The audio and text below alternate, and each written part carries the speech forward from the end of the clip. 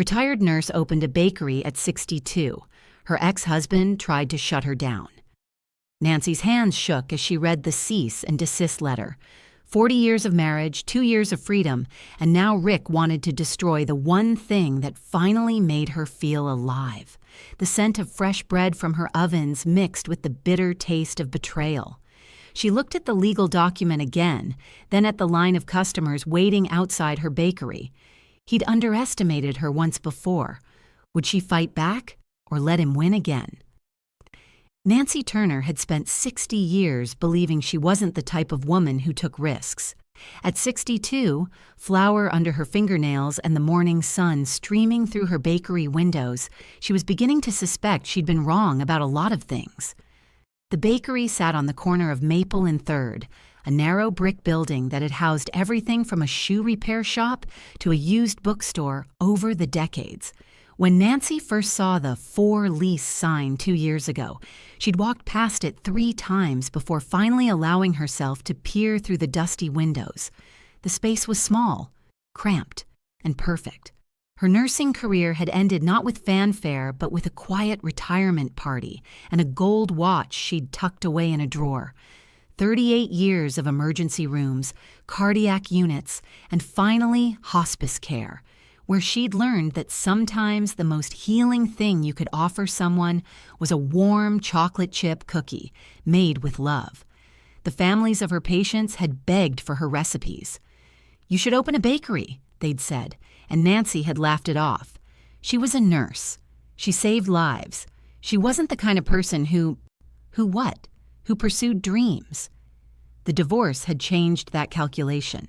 Rick hadn't wanted the divorce, not because he loved her, but because he'd grown comfortable with having someone to manage his life while he focused on his insurance business. For 40 years, Nancy had been the perfect wife. Dinner at 6, house immaculate, social calendar managed, his shirts pressed just the way he liked them. She'd raised their son, Bobby, nursed Rick through 2 surgeries, and smiled through countless dinner parties where his colleagues treated her like attractive furniture. The day she'd finally said enough had been unremarkable in every way except one. She'd meant it. Now, 18 months after the divorce was finalized, Nancy's kitchen was her sanctuary. She arrived each morning at 5, when the world was still quiet and the possibilities felt endless. Her hands knew the rhythm of kneading dough, the exact temperature for proofing yeast, the moment when butter and sugar reached perfect creamy peaks. These weren't skills she'd learned from culinary school. They were memories inherited from her grandmother, Rose, who taught a shy 8-year-old that love could be measured in teaspoons and that the secret ingredient in any recipe was confidence. Her customers had become her friends. Mrs. Henderson, who came in every Tuesday for a single blueberry muffin and stayed for an hour of conversation. The construction crew from the highway project who'd made her cinnamon rolls legendary among the local workforce. Lily Cooper, a 17-year-old whose afternoon visits had evolved from buying cookies to learning the basics of bread making. Her eager questions reminding Nancy how much she enjoyed teaching. Diane Harper, her closest friend since their children had played together 30 years ago, had watched Nancy's transformation with amazement and concern. "You're glowing," Diane had observed just last week, then added quietly, "Rick's been asking questions about your business." Nancy had brushed off the warning. Rick was bitter about the divorce settlement. He'd had to buy out her half of their house and pay alimony, but the bakery was hers. He had no claim on it, no power over it, no way to diminish what she'd built with her own hands and heart. She'd been naive. The letter had arrived that morning, delivered by a courier who'd looked apologetic as Nancy signed for it with flour-dusted fingers. Turner V. Turner's Treats. Rick was claiming that the recipes she used were marital property developed during their marriage, and therefore subject to his approval. He wanted 50% of her profits and veto power over her menu. The threat was clear: comply or face a lawsuit that would bankrupt her small business before it had truly begun. Nancy read the letter 3 times before the words sank in. Then she walked to her office. a converted storage room barely larger than a closet, and sat down heavily in the chair she'd bought secondhand from the church thrift store. Outside, she could hear the familiar sounds of her world, the espresso machine hissing, the bell above the door chiming as customers entered, Lily's voice asking if they needed more sugar cookies in the display case. This was her world now. Not Rick's insurance office with its beige walls and testosterone-heavy conversations. Not the suburban house where she'd felt like a ghost haunting someone else's life. This bakery with its mismatched chairs and the smell of yeast and vanilla was the first place that had ever felt completely hers. Rick wanted to take it away. The realization hit her like a physical blow. Even divorced, even living in separate houses, even after she'd finally found the courage to say no to him, he still believed he owned her recipes, her work, her dreams. In his mind, she was still just an extension of him, and anything she created belonged to him by default. Nancy looked around her small office, taking in the framed photo of her grandmother Rose, the business license mounted proudly on the wall, the notebook where she'd sketched plans for expanding the seating area. She thought about the early morning hours she'd spent perfecting her sourdough starter, the late nights calculating costs and dreaming of the future, the quiet satisfaction of watching. Customers' faces light up when they tasted something she'd created. Rick had never understood what this place meant to her. To him, it was a hobby that had gotten out of hand, an embarrassing midlife crisis that reflected poorly on his reputation. He'd told their son Bobby that he was concerned about Nancy's stability, that perhaps she wasn't thinking clearly about her finances. He'd never said it directly to Nancy, but the message was clear. She was too old, too inexperienced, too naive to succeed at something so different from nursing. Standing up from her desk, Nancy folded the letter and tucked it into her apron pocket. Outside, the lunch rush was beginning. Customers were counting on her. Lily was counting on her. She was counting on herself. For the first time in her life, Nancy Turner was exactly where she belonged, and she wasn't going anywhere. If you've ever wondered if it's too late to start over, let me know in the comments. Nancy's about to discover just how strong she really is. The first sign that Rick's legal threat was more than paper intimidation came 3 days later when Nancy's flour supplier called to cancel her standing order. "I'm sorry, Nancy." Tom Bradley's voice was tight with discomfort. "I've been getting calls about irregularities in your account. Questions about your business license, your health permits. I can't afford to be associated with any legal troubles." Nancy stood in her kitchen, phone pressed to her ear, watching her dwindling supply of bread flour. "Tom, what kind of calls? From whom? Look, I don't want to get in the middle of whatever's happening. Maybe when things settle down." The line went dead. Nancy stared at the phone, then at the nearly empty flour bin.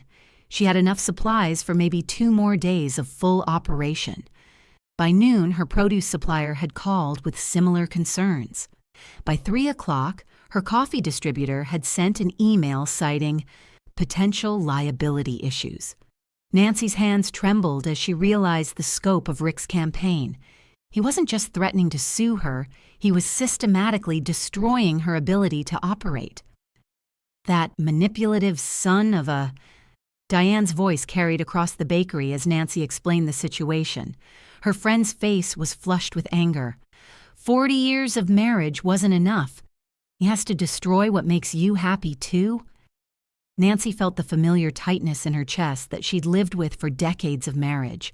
The sensation of walls closing in, of being trapped by someone else's greater willingness to fight dirty. Her instinct was to call Rick, to negotiate, to find some compromise that would make this all go away. 40 years of conflict avoidance were hard to overcome. But then she looked around her bakery. Lily was wiping down tables, humming softly as she worked. Mrs. Henderson sat in her usual corner spot, working on a crossword puzzle and occasionally glancing up to nod approvingly at the afternoon ambiance. The construction. Workers would be here soon for their daily coffee break, joking and teasing Nancy about making them soft with her pastries. These people didn't see her as Rick's ex-wife. They didn't see her as someone's mother or someone's former anything. They saw her as Nancy, the woman who remembered how they liked their coffee, who asked about their families, who created something delicious and comforting in a world that offered precious little of either. "I need to find new suppliers," Nancy said quietly. Diane raised an eyebrow. "That's it?" "Nancy, he's trying to run you out of business. You need a lawyer." "I can't afford a lawyer." "Not the kind I'd need to fight someone like Rick." Nancy's voice was steady, but her hands were shaking as she untied her apron. "But I can afford to drive to the next town and find suppliers who haven't been poisoned against me." That evening, Nancy sat at her kitchen table, her home kitchen, not the bakery, with her laptop and a yellow legal pad, researching supply companies within a 50-mile radius. Her small apartment, the first place she'd ever lived alone, felt simultaneously liberating and terrifying. The silence was her own, but so was every decision, every problem, every fear. Her phone rang. Bobby. "Mom, Dad called me." Her son's voice carried the careful neutrality he'd perfected during the divorce proceedings. "He's worried about you." Nancy closed her laptop. "I'm fine, Bobby." "Are you?" "Because he says you're running some kind of illegal business using recipes that belong to both of you. He says you never even asked his permission." The familiar knot formed in Nancy's stomach. Permission for what? To use Grandma Rose's recipes commercially.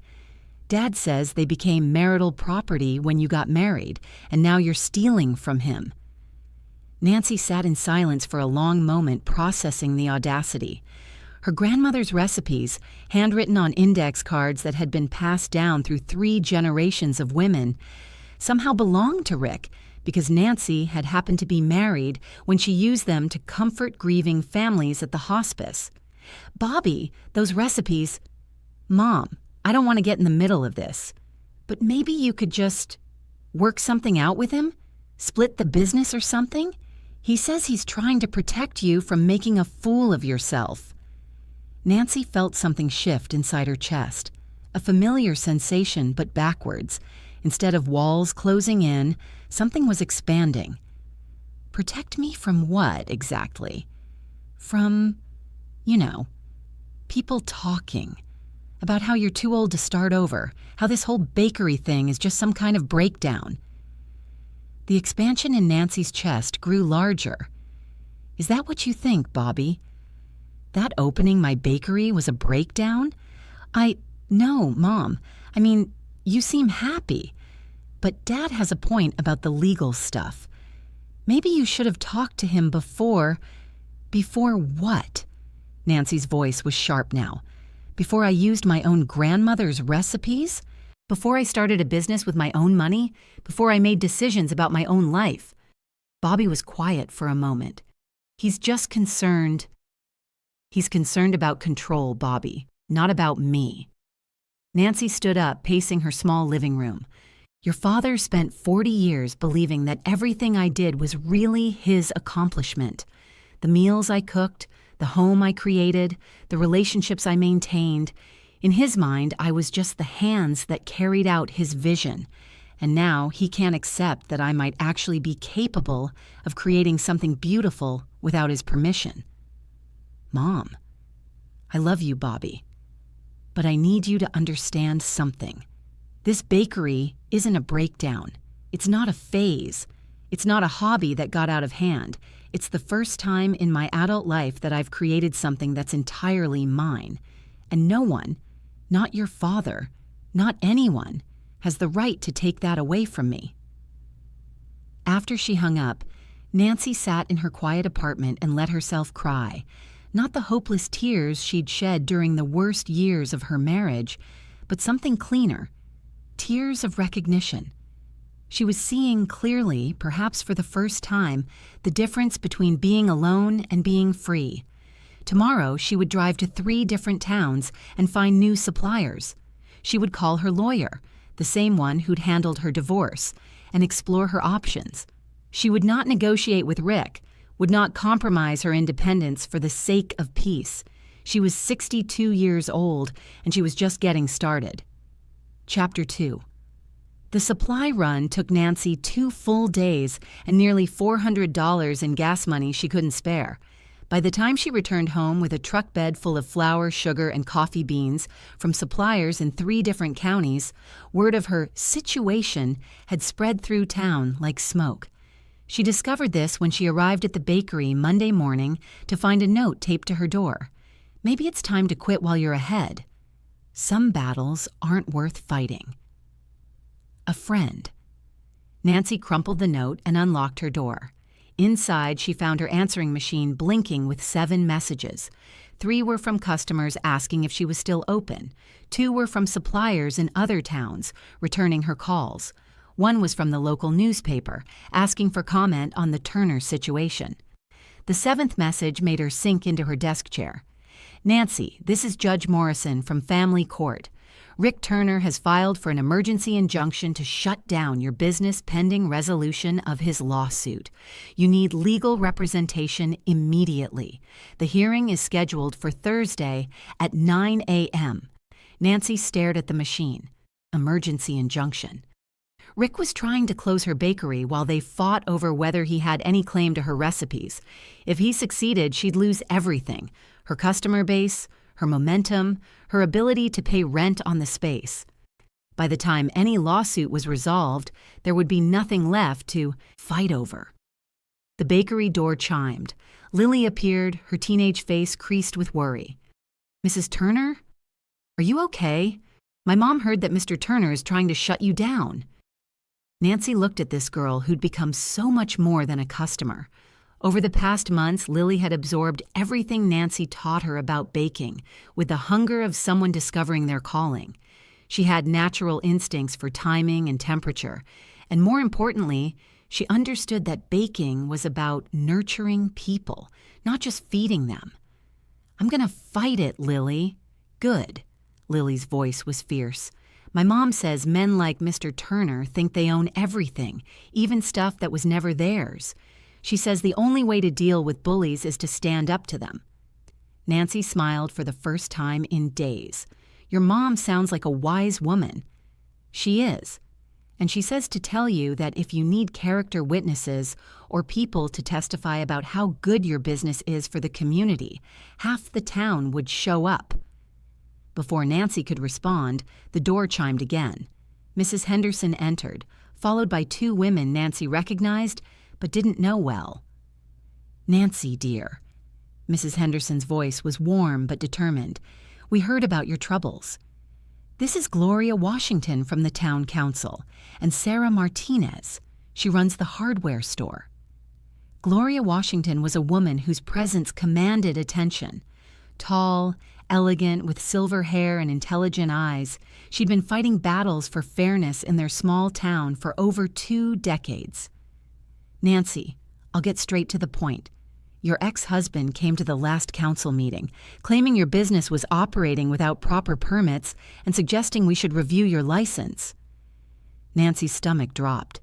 "Are my permits not in order?" "They're perfect," Sarah Martinez interjected. "I helped you file them, remember? But Rick is raising questions about whether a divorced woman has the legal right to operate a business using recipes from her marriage. That's the stupidest thing I've ever heard," Mrs. Henderson said tartly. "Those recipes came from Nancy's grandmother. I remember Rose Turner. She made the best apple pie in 3 counties. Rick never even met the woman." Gloria nodded. "We know that, but Rick is well connected in this town, and he's spreading doubt. Some people are wondering if maybe there's something to his claims." Nancy felt the familiar urge to smooth things over, to find a compromise that would make everyone comfortable. But then she thought about the note on her door, about her suppliers abandoning her, about Bobby's careful neutrality in the face of his father's manipulation. "What exactly is Rick telling people?" she asked. "That you're not thinking clearly," Gloria said bluntly. "That the divorce was traumatic and now you're acting irrationally. that this bakery is evidence of some kind of emotional instability, and he's just trying to protect you from making a fool of yourself. The expansion Nancy had felt in her chest during Bobby's phone call returned, stronger now. "And what do you think?" Gloria smiled. "I think any woman who can run a successful business at 62, who can turn a dead storefront into a community gathering place, and who can teach a teenager like Lily that work can be passion, that woman doesn't need protecting. She needs supporting." "The question is," Sarah added, "are you willing to fight publicly? Because that's what it's going to take. Rick is counting on you being too embarrassed or too tired to make a scene. He thinks you'll just quietly close up and disappear." Nancy looked around her bakery, at the mismatched chairs she'd painted by hand, at the chalkboard menu where she'd written the daily specials in careful cursive, at the corner table where Lily practiced her piping technique every afternoon. This place wasn't just her business. It was proof that she existed as something more than someone's wife or mother. "I'll fight," she said quietly. "I don't know how yet, but I'll fight." Mrs. Henderson clapped her hands. "Good girl." "Now, what do you need?" "A lawyer," Nancy admitted. "And customers. If Rick succeeds in making people doubt my business, I won't have the income to fight him even if I win the legal battle." "Leave the customers to us," Gloria said, "but you're right about the lawyer." "Do you have anyone in mind?" Nancy thought about the divorce attorney who'd helped her navigate the settlement with Rick. Professional, competent, but expensive. "I'm not sure I can afford the kind of representation I'd need." "What about Emma Rodriguez?" Lily suggested. "She just started her own practice here in town. She used to work for that big firm in the city, but she moved here to raise her kids. She comes in for coffee sometimes." Sarah nodded thoughtfully. "I know Emma. She's good, and she took a pay cut to come here because she wanted to help people who couldn't afford big city lawyers. She might be exactly what you need." As the women left, promising to spread the word about Nancy's situation and rally support, Nancy felt something she hadn't experienced since the divorce papers were finalized. Hope. Not the fragile, fearful hope of someone waiting for permission, but the solid, grounded hope of someone who decided to fight for what mattered. She picked up the phone to call Emma Rodriguez. It was time to stop reacting to Rick's attacks and start mounting her own defense. Outside, the late afternoon sun slanted through her bakery windows, illuminating dust motes that danced like possibilities in the golden air. Emma Rodriguez turned out to be exactly what Nancy needed. Sharp, practical, and completely unimpressed by Rick's legal maneuvering. "He's trying to intimidate you into submission," Emma explained as they sat in the bakery after hours. Legal documents spread across Nancy's favorite corner table. The emergency injunction, the supplier sabotage, the public questioning of your competence. It's all designed to make you feel powerless. Nancy poured fresh coffee for both of them, her hands steady despite the circumstances. "Is it working?" Emma smiled. "You tell me."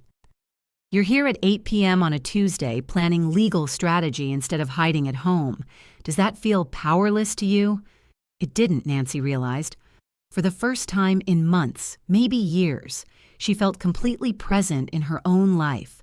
The fear was still there, but underneath it was something harder and more determined than anything she'd felt during 40 years of marriage. "What are our chances?" "Good, if we can prove this is harassment rather than a legitimate legal claim." Emma pulled out a yellow legal pad covered with notes. "Rick's biggest problem is that he's overplayed his hand. Going after your suppliers, pressuring your landlord, filing for emergency closure. It looks vindictive, not protective. What do we need to prove? That your grandmother's recipes were never marital property, that your business is legitimate and successful, and that Rick's actions are motivated by control rather than any genuine legal claim." Emma leaned forward. "The judge will want to hear from you directly, Nancy. Are you prepared to tell your story publicly?" Nancy thought about the note on her door, about the whispered conversations that stopped when she entered local shops, about Bobby's careful neutrality. Speaking publicly would make everything official. There would be no going back to being the quiet ex-wife who'd caused no trouble. What would I need to say? The truth. About your marriage, your divorce, what this bakery means to you, and why Rick's claims are baseless. Emma's voice was gentle but firm. It won't be easy. He'll have you painted as an unstable woman having a midlife crisis. You'll need to show the judge and the community who you really are. That weekend, Nancy did something she hadn't done in years. She asked for help. Real help. Not the polite assistance that came with social obligations, but the kind of support that required vulnerability and trust. Diane arrived Saturday morning with a notebook and a determined expression. "Okay, let's practice your testimony." "I don't know what to say," Nancy admitted as she kneaded bread dough, the repetitive motion calming her nerves. "Emma says I need to tell my story, but I've never talked about what the marriage was really like, not even to you." Diane poured herself coffee and settled at the counter. "Start with why you opened this place." Nancy's hands worked the dough as she began tentatively. "I was so tired of being invisible. 40 years of organizing Rick's life, managing his social calendar, making sure his world ran smoothly. I felt like a very efficient ghost. When did it start feeling that way? Maybe always?" Nancy paused, considering. Rick liked having a wife who didn't cause problems. When I had opinions about money or parenting or our future, he'd get this. Look, like I was being difficult for no reason. It was easier to just agree with him. But you didn't always agree. God, no. Nancy laughed, surprising herself. "I wanted to travel. I wanted to take art classes. I wanted to have friends over without planning every detail like it was a diplomatic summit. But every time I brought up something I wanted, Rick would explain why it wasn't practical or why the timing was wrong. Eventually, I stopped bringing things up." Diane was quiet for a moment. "And the baking?" "Started at the hospice. Families were grieving, and offering them something homemade felt like I could give them a moment of comfort. The nurses started asking for treats for the break room, then people from other departments. It was the first time in decades that people sought me out for something I created, not something I organized for Rick." As Nancy talked, something loosened in her chest. These weren't secrets exactly, but they were truths she'd never said out loud. The relief of speaking them was profound. By Sunday afternoon, Gloria Washington had mobilized what she called Operation Bakery Defense. Nancy arrived Monday morning to find a line of customers stretching around the block, not just her regulars, but people she'd never seen before. "Word travels fast in a small town," Mrs. Henderson explained as Nancy struggled to keep up with orders. "When people heard Rick was trying to shut you down, they decided to show their support." The cash register rang constantly. Nancy sold out of everything by noon and had to put up a sign promising fresh stock the next day. Lily arrived after school to help clean up and found Nancy sitting exhausted but exhilarated in her kitchen. "Mrs. Turner, you should see the comments on the newspaper's Facebook page," Lily said, scrolling through her phone. "People are really angry at Mr. Turner. They're saying he's being a bully." Nancy felt a flutter of anxiety mixed with satisfaction. Public support was wonderful, but it also meant there was no going back. The whole town was watching now. The real test came Tuesday evening, the town council meeting where Rick had requested time to clarify the situation regarding Turner's treats and the protection of intellectual property rights in our business community. Nancy had never attended a town council meeting in 40 years of living in this town. She'd always assumed they were boring bureaucratic affairs that didn't concern her. Walking into the municipal building at 7 p.m., she was shocked to find the meeting room packed beyond capacity. Emma had advised her to sit in the back and say nothing until Rick finished his presentation. "Let him hang himself with his own words," she'd said. Rick stood at the podium in his best suit, speaking in the measured tones he used for insurance presentations. He painted himself as a concerned ex-husband trying to protect both his intellectual property rights and his former wife's reputation. "Nancy is "A wonderful woman who's been through a difficult transition," he said, his voice carrying just the right note of patronizing concern. "I'm afraid she's not thinking clearly about the legal and financial implications of her venture. These recipes were developed during our marriage, used in our home, shared with our friends. They're part of our family legacy, and I have a responsibility to protect that legacy." Nancy watched faces in the crowd. Some people nodded sympathetically. Rick was a respected businessman, a pillar of the community. His concern seemed reasonable, even noble. But then she noticed other faces. Mrs. Henderson, looking skeptical. Gloria Washington taking notes. A cluster of women from the book club, whispering among themselves. And in the back, Lily Cooper, her young face blazing with indignation. When Rick finished, Mayor Patterson asked if anyone else wanted to speak. Nancy stood up. Chapter 3. The walk to the podium felt like miles. Nancy's heart hammered against her ribs as she faced a room full of neighbors who'd never heard her speak publicly about anything more controversial than the church bake sale. She looked out at the crowd and found Diane's encouraging nod, Gloria's steady gaze, Lily's fierce support. Then she found Rick's eyes, cold, confident, slightly amused. He expected her to fumble, to apologize, to reinforce his narrative of her instability. Nancy cleared her throat and began. "My name is Nancy Turner, and I want to tell you about my grandmother's recipes." Her voice was steady, carrying clearly through the packed room. She hadn't planned to start this way, but suddenly it felt essential. Rose Campbell learned to bake during the Depression, when making something delicious out of nothing was a survival skill. She taught my mother, who taught me. These weren't just recipes. They were lessons in resilience, in finding joy during hard times, in nourishing people you loved. Nancy paused, gathering courage for what came next. "When I married Rick 40 years ago, I brought those recipes with me, along with my nursing degree, my hopes for our future, and my belief that marriage was a partnership. Over the years, I used those recipes to comfort friends during illness, to celebrate our children's achievements, to turn our house into a home." She could see Rick shifting uncomfortably in his seat. This wasn't the tearful breakdown he'd expected. But they were never our recipes any more than my nursing skills became his when I used them to care for his mother during her final illness.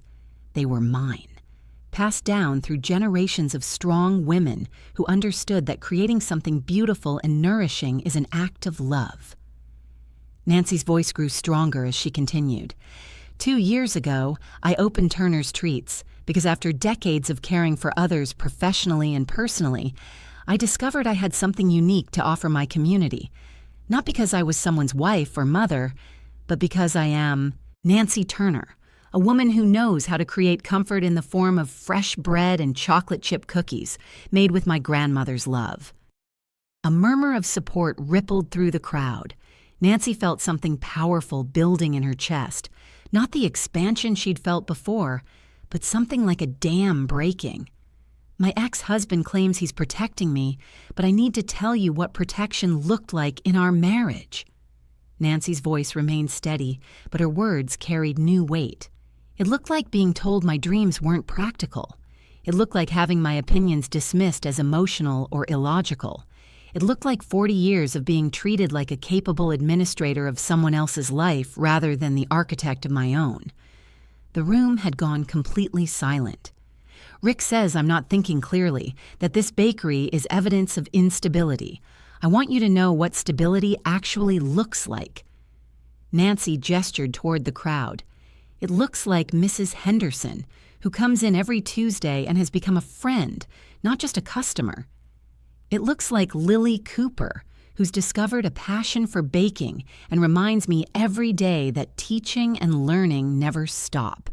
It looks like the construction workers who've made my cinnamon rolls legendary, and the book club that holds meetings at my corner table every Thursday." She paused, looking directly at Rick. "Stability looks like building something from nothing, creating jobs, contributing to our local economy, and making our community a little warmer and more connected. What doesn't look stable is a man so threatened by his ex-wife's independence that he'll try to destroy what she's built rather than celebrate her success. The words hung in the air like a challenge. Nancy felt a moment of terror. Had she gone too far? But then she saw the faces around her, neighbors she'd known for decades, seeing her clearly for perhaps the first time. These recipes belong to the women who created them, perfected them, and passed them down through love. They belong to the community that's embraced them. They belong to the future I'm building, not the past I've moved beyond. Nancy took a breath, preparing for her final point. But most importantly, they belong to me. Not because a judge says so, not because a legal document grants permission, but because I am a free woman making free choices about my own life. And if that threatens someone, the problem isn't with my choices. She returned to her seat in absolute silence. Then slowly, someone began to clap. Mrs. Henderson, then Lily, then Gloria Washington. Within seconds, most of the room was applauding, and Nancy felt something she'd never experienced before, the profound satisfaction of being seen and heard as exactly who she was. Rick requested a few minutes for rebuttal, but his words fell flat. After Nancy's raw honesty, his patronizing concern sounded exactly like what it was, a powerful man's attempt to control a woman who dared to claim her own life. After the meeting, people crowded around Nancy in the parking lot. Handshakes, hugs, promises of support. Emma Rodriguez was beaming. That wasn't testimony, Emma said as they walked to their cars. That was a declaration of independence. But the real revelation came the next morning, when Nancy arrived at her bakery to find a note slipped under the door. Not anonymous this time, signed by Bobby Turner. Mom, I heard about last night. I'm sorry it took me so long to understand what Dad was really doing. I'm proud of you for standing up for yourself. Can we have lunch this week? I owe you an apology. Bobby. Nancy sank into her desk chair, letter in hand, and finally allowed herself to cry. Not from sadness or fear, but from the overwhelming recognition that she'd crossed a threshold. There was no going back to being the woman who apologized for taking up space. Her phone rang. Emma Rodriguez. Nancy, I've got news. Rick's attorney called this morning. They want to settle. Settle how? Complete withdrawal of all claims, restraining order preventing any further business interference, and attorney fees. Apparently, Rick's insurance company heard about last night's meeting and made it clear they don't want their local representative associated with what looks like harassment of a small business owner. Nancy leaned back in her chair, watching the morning sun stream through her bakery windows. What does that mean exactly? It means you won, Nancy. Completely. After hanging up, Nancy sat quietly in her bakery, surrounded by the scents and sounds of the life she'd built. The battle was over, but more importantly, the war for her own identity had been won not in a courtroom, but in her willingness to stand up and tell the truth about who she was. She was Nancy Turner. She was a baker, a teacher, a friend, and a woman who discovered that it's never too late to become exactly who you were always meant to be. 3 days after Rick's settlement offer, Nancy woke up at 4 a.m. with her heart racing and tears on her cheeks. She'd been dreaming about her wedding day, not the ceremony itself, but the moment when the minister pronounced them husband and wife, and she'd felt a strange, fleeting sensation of disappearing. She made coffee in her small apartment kitchen and sat by the window, watching the town wake up in the pre-dawn darkness. The legal victory should have felt triumphant, but instead she felt strangely hollow. For weeks she'd been focused on the fight, gathering evidence, preparing testimony, rallying support. The battle had given her life sharp focus and clear purpose. Now, with Rick's complete surrender, she found herself facing a question she hadn't expected. What now? The settlement was everything Emma had promised. Rick would never again be able to interfere with her business.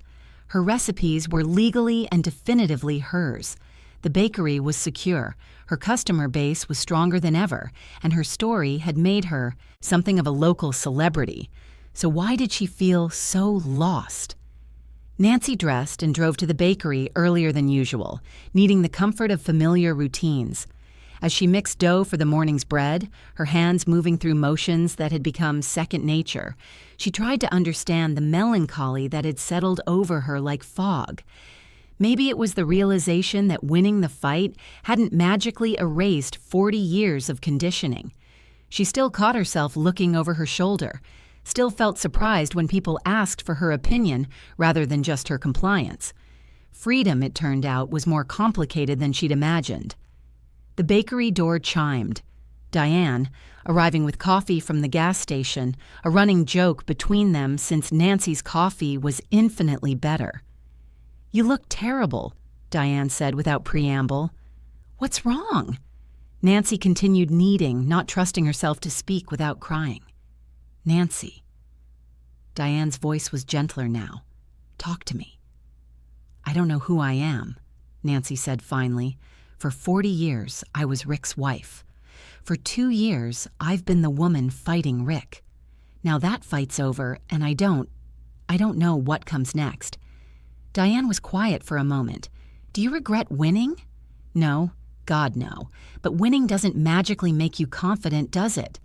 I stood up in that meeting and sounded so sure of myself, but honestly, I have no idea what I'm doing.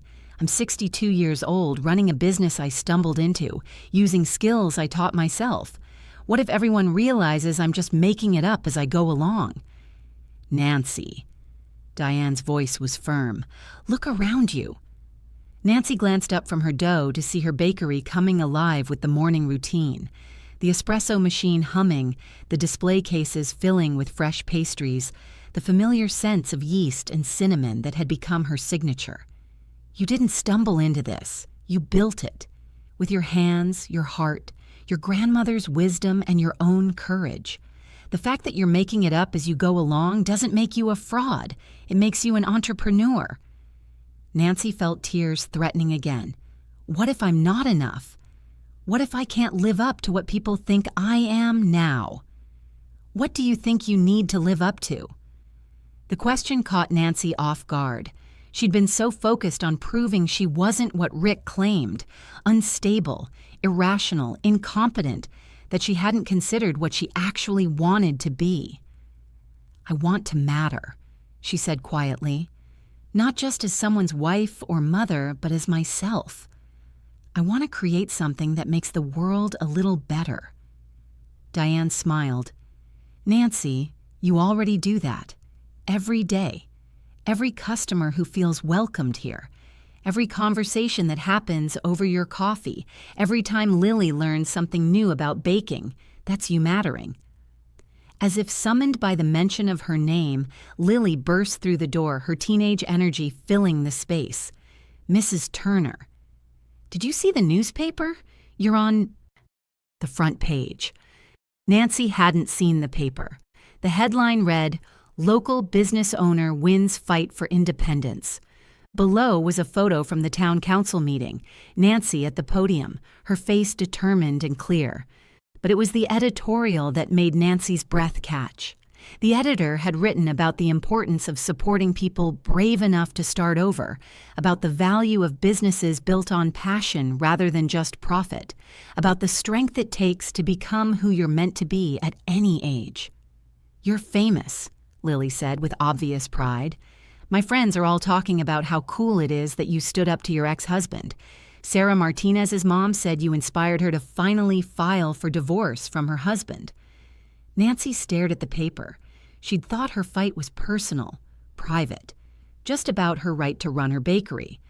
But apparently her willingness to claim her own life had resonated far beyond her small corner of the world.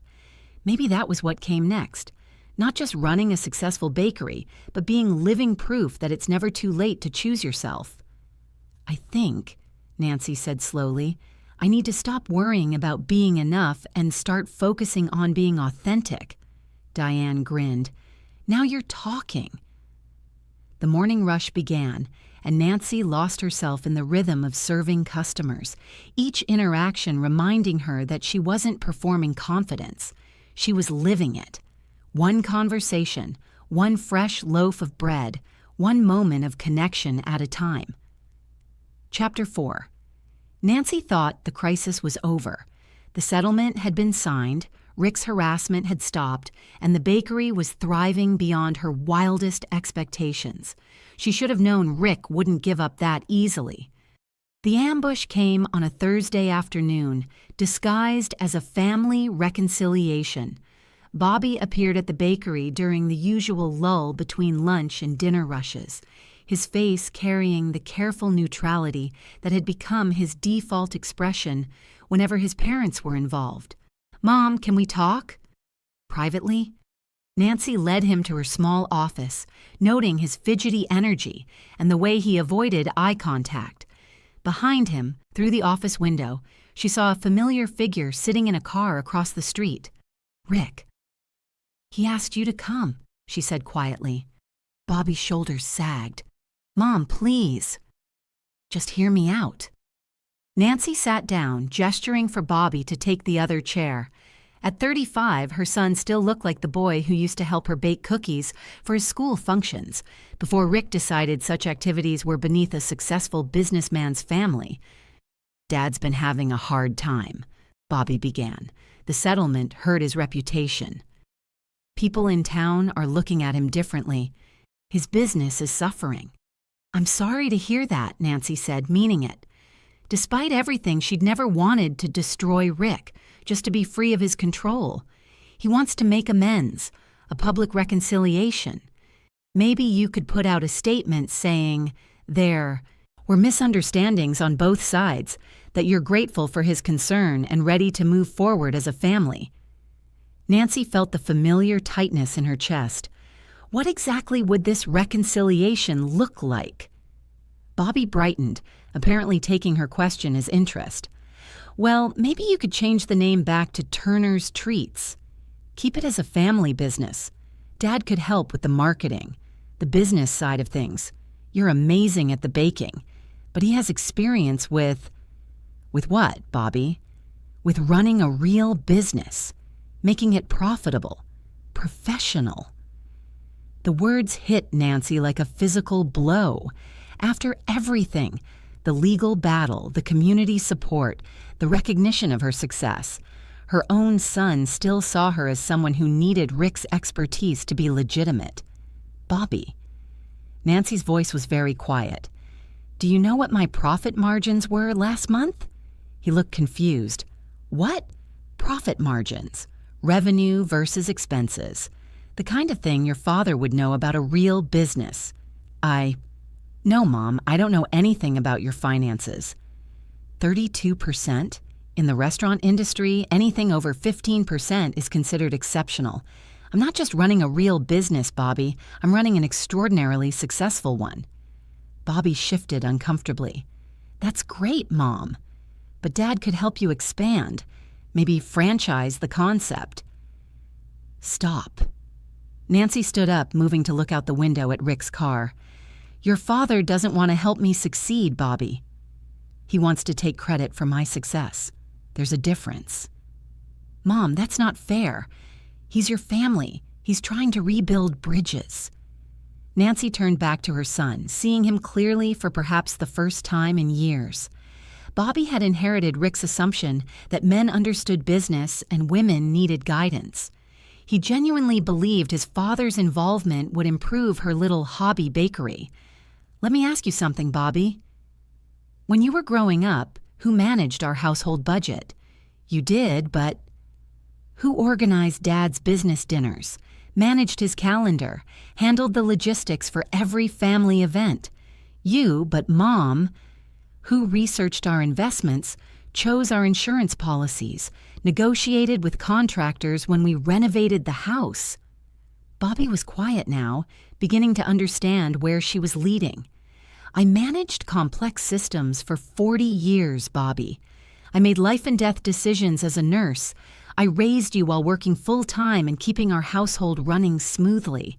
But somehow, because I'm a woman, because I was married to your father, none of that counts as business experience. It's not about gender, Mom. Isn't it? Nancy's voice was sharp now. When I was married to your father, did you ever hear him ask for my opinion about his business decisions? Bobby couldn't answer. But now that I've built something successful on my own, suddenly my input is valuable, as long as it comes with his name attached. Nancy sat, back down, leaning forward to catch Bobby's eyes.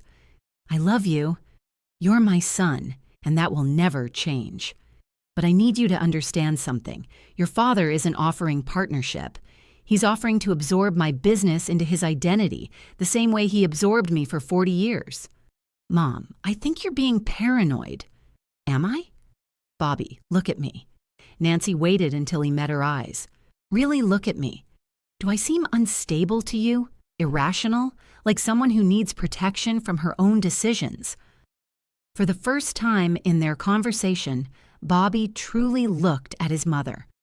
Nancy saw the moment recognition dawned. His mom wasn't the fragile, confused woman his father had described.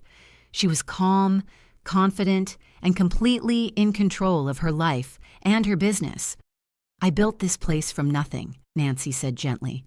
I created jobs, contributed to our community, and proved that it's never too late to become who you're meant to be. Why would I give that up to make your father comfortable? Bobby was quiet for a long moment. When he spoke, his voice was small. Because he's family? Family supports each other's growth, Bobby. They don't demand you shrink so they feel better about themselves. Through the window, Nancy watched Rick get out of his car and start walking toward the bakery. She stood up, straightening her apron. Your father is welcome to be a customer here, but he's not welcome to be a partner, a consultant, or anything else that gives him power over what I've built. Nancy's voice carried absolute finality. And Bobby, neither are you if you can't respect that boundary. The bell chimed as Rick entered the bakery. Nancy walked out of her office to face him, with Bobby trailing reluctantly behind her. Hello, Rick, she said calmly. If you're here to order something, I'm happy to help you. If you're here for anything else, you need to leave. Rick stood in the middle of Nancy's bakery, his expensive suit and practiced smile suddenly looking out of place among the mismatched furniture and hand-painted signs. Nancy faced him across the counter that had become the boundary line of her new life. Nancy, let's be reasonable, Rick began, his voice carrying the patronizing tone she'd once found so intimidating. Bobby told you what I'm offering. This could benefit everyone. No, Nancy said simply. Rick blinked, as if he hadn't heard correctly. In 40 years of marriage, Nancy had never given him a flat refusal without explanation, justification, or apology. No, he repeated. No, Rick. No to your offer. No to your involvement. No to any arrangement that gives you power over my business. Just no. Nancy felt something shift in the air around her. She wasn't angry, wasn't defensive, wasn't trying to convince him of anything. She was simply stating a fact about her life, with no more emotion than if she'd said the sky was blue. Rick's composure cracked slightly. You're making a mistake, Nancy. This little bakery won't last. You don't have the experience to... I've been operating successfully for over 2 years, Nancy interrupted. My profit margins exceed industry standards. I employ 3 part-time workers, contribute to local suppliers, and serve over 200 customers weekly. By any objective measure, this business is thriving. She gestured around the space that hummed with quiet activity. More importantly, I love what I do. I'm good at it, and I don't need your permission, your approval, or your participation. Rick's face flushed. People are talking, Nancy. They think you've lost your mind, throwing away 40 years of marriage for this hobby. Before Nancy could respond, the bakery door chimed. Mrs. Henderson entered, followed by Gloria Washington, then Diane, then Lily. One by one, Nancy's community filled the small space.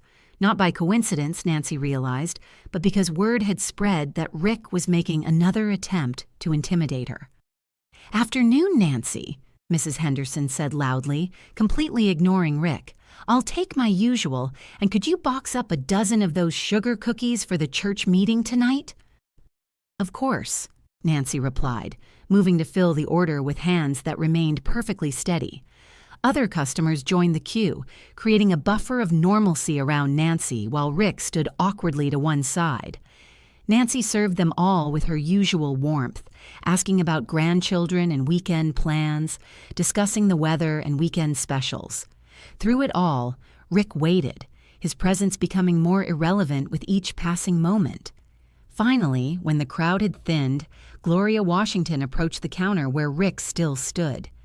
"Mr. Turner," Gloria's voice was polite but firm, "I don't believe you've been properly introduced to the most successful small business owner in our town." Rick stared at her. "Nancy Turner," Gloria continued, "who built this establishment from nothing, employs local residents, sources from local suppliers, and has created what the State Small Business Association calls a model community-centered enterprise. Perhaps you should consider yourself lucky to be related to such a remarkable entrepreneur." Nancy felt a flush of pride, but more than that, she felt the solid satisfaction of recognition earned rather than granted. Rick looked around the bakery, at the customers chatting over coffee, at Lily competently managing the register, at the display cases full of beautifully crafted pastries, and Nancy saw the moment he truly understood what she'd accomplished without him. "This won't last," he said, but his voice lacked conviction. "You're right," Nancy replied calmly. "Nothing lasts forever. But while it does last, it's mine. I built it, I run it, and I'm proud of it." She walked around the counter to face him directly. "Rick, you spent 40 years trying to make me smaller so you could feel bigger. I won't let you do that anymore. Not to me, not to anyone else." "What's that supposed to mean?" Nancy glanced toward the corner table where a woman sat alone, notebook open, occasionally glancing their way. Sarah Martinez, the hardware store owner. But Nancy recognized the look of someone contemplating a major life change. "It means other people are watching. Other women who've been told they're too old, too inexperienced, too naive to chase their dreams. They're seeing what happens when someone refuses to accept those limitations." Nancy's voice grew stronger. "You think you're just fighting me, but you're actually fighting the idea that women can reinvent themselves at any age, that we can succeed without male approval or oversight, that we can claim our own lives, even after decades of living for others." Rick's eyes narrowed. "You always were dramatic, Nancy." "No, Rick. I was quiet. There's a difference." Nancy smiled, and it was the first completely unguarded expression she'd worn in his presence in years. "But I'm not quiet anymore.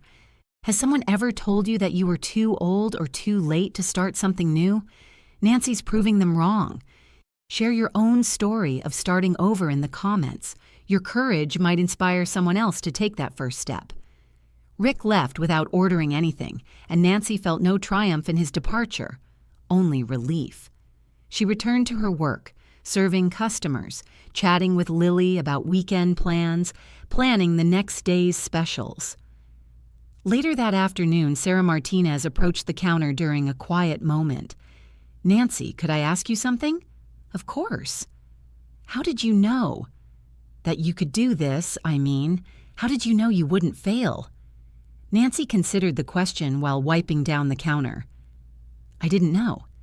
I was terrified I'd fail, but I realized that failing at something I loved was better than succeeding at something that wasn't mine." Sarah nodded slowly. "I've been thinking about expanding my store, adding a cafe section. My ex-husband says it's a stupid idea, that I don't know anything about food service." "Do you want to learn?" "Yes." "Then learn. The worst thing that happens is you try something and it doesn't work. The best thing that happens is you discover you're capable of more than anyone imagined, including you." Sarah left with a dozen cookies and what Nancy recognized as the beginnings of hope. As Nancy locked up that evening, she realized Rick had been right about one thing. This wouldn't last forever. But while it did, she was going to savor every moment of being exactly who she was meant to be, a woman who'd found her voice, claimed her space, and refused to apologize for either. The next chapter of her story was hers to write. 6 months after the confrontation with Rick, Nancy stood in her expanded bakery space, watching the morning sunlight stream through new windows that overlooked the town square. The renovation had been a gamble, using the settlement money to double her seating area and add a small commercial kitchen for catering orders. But like everything else she'd done since turning 62, the gamble had paid off. The changes were everywhere. Lily Cooper, now 18 and headed to culinary school in the fall, managed the afternoon shift with the confidence of someone who'd found her calling. Bobby stopped by twice a week, not to question her decisions, but to genuinely catch up, their relationship slowly rebuilding on more equal ground. Most surprisingly, Sarah Martinez had taken Nancy's advice. Her hardware store now housed the town's second most popular cafe, specializing in hearty breakfast sandwiches that perfectly complemented Nancy's pastries. But the most profound change was in Nancy herself. "Mrs. Turner?" A young woman approached the counter, her voice hesitant. "I'm Emma Rodriguez. Emma Chen now. I used to be the lawyer who helped you with everything." Nancy smiled, recognizing the woman who'd guided her through the legal battle. "Emma, how wonderful to see you. How's married life?" "It's good. Really good. But I wanted to talk to you about something else." Emma's voice carried a familiar nervousness. "I've been thinking about starting my own law practice, focusing on helping women through divorce and business formation. I've saved some money, found office space, but you're terrified," Nancy finished gently. "Completely. What if I'm not ready? What if I can't compete with the big firms? What if people don't trust a solo practitioner?" Nancy poured fresh coffee for both of them and led Emma to the corner table that had become her unofficial counseling space. Over the past months, women of all ages had sought her out, not for legal advice or business expertise, but for something harder to quantify, the reassurance that came from talking to someone who'd successfully reinvented herself. "Emma, do you remember what you told me when I was facing Rick's lawsuit?" Emma thought for a moment. "That you were stronger than you realized?" "You told me that courage isn't the absence of fear, it's action in spite of fear." Nancy leaned forward. "Starting your own practice scares you because it matters to you. The fear is proof that you're choosing something important, not something safe. But what if I'm wrong? What if I'm not cut out for this?" Nancy gestured around her bustling bakery. 2 years ago, I was a retired nurse with no business experience, fighting a legal battle I couldn't afford against a man who'd convinced everyone, including me, that I was incompetent. "Look around, Emma. Do I look incompetent to you?" Emma's eyes traveled the space, the efficient workflow, the satisfied customers, the young employees working with obvious pride in their jobs. "You look like someone who built something amazing." "I look like someone who decided that the worst thing that could happen, failing publicly, was still better than the best thing that could happen if I played it safe, which was nothing at all." As Emma left with a business card from the local Chamber of Commerce and a box of Nancy's Courage cookies, a new menu item that had become surprisingly popular, Nancy reflected on how many similar conversations she'd had. Women contemplating career changes, divorces, moves across the country, returns to school. They came seeking permission, but what Nancy offered instead was perspective. The afternoon brought its usual rhythm, regular customers catching up over coffee, teenagers doing homework at corner tables, local business owners meeting to discuss community projects. Nancy moved through it all with the easy confidence of someone completely at home in their own life. As closing time approached, Bobby arrived with his 5-year-old daughter, Sophie. Nancy's granddaughter, who'd become fascinated with the bakery's operations. "Grandma Nancy, can you teach me to make the butterfly cookies?" Sophie asked, still wearing her school uniform but already reaching for the child-sized apron Nancy kept behind the counter. "Of course, sweetheart. But first, tell me about your day." As Sophie chattered about kindergarten drama and playground politics, Nancy prepared ingredients for a simple sugar cookie recipe. Teaching her granddaughter brought full circle something she'd only recently understood. The recipes passed down through generations weren't just about food. They were about passing on the knowledge that you could create something beautiful with your own hands, that nurturing others was a form of strength, not submission. "Mom," Bobby said quietly as Sophie focused on cutting cookie shapes, "I wanted to apologize." Again. Nancy looked up from measuring flour. "For what this time?" "For not seeing you. Really seeing you. For all those years, I saw you the way Dad taught me to, as someone who needed taking care of rather than someone capable of taking care of herself." Bobby's voice was thoughtful. "Watching Sophie with you, I realize what I missed. You weren't just my mom.